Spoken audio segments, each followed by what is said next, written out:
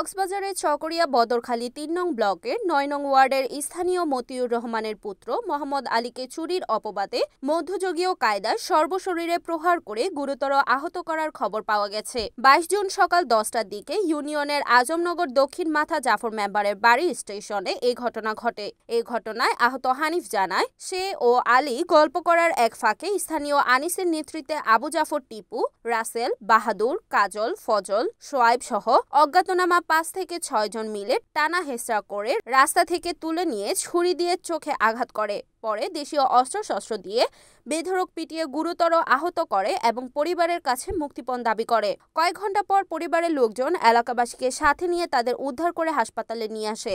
এই ঘটনায় জড়িতদের বিরুদ্ধে আইনি পদক্ষেপ নিতে সংশ্লিষ্ট কর্তৃপক্ষের সুদৃষ্টি কামনা করেন ভুক্তভোগী পরিবার। আর মতিউর রহমান, বাড়ি ৩ নম্বর বদরখালী। আর পূর্ব সূত্রতা অনুযায়ী লজাই কিডন্যাপ করে লজিয়ারে মারধর হয়েছে, চোখ বান্ধিয়ে চোখ বান্ধিয়ে মারছে। তারপর লগিয়ে কি তার এক সোয়াইট, টিভু, কাজল, রাঙত, মাথাত, কোয়ালত চোখ বান্ধি মারছে, চোখের উদ্দি চুরি মারছে, তার পিঠে চুরি মারছে।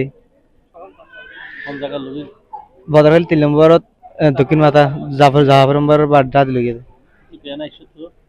আর ফ্যামিলি তো উদ্ধার করে আইনা আর বান্ধিয়ে মারি ফালা দিয়ে দিত। আমার নাম মোহাম্মদ হানিফ, বাবার নাম মোহাম্মদ সিরাজুল ইসলাম।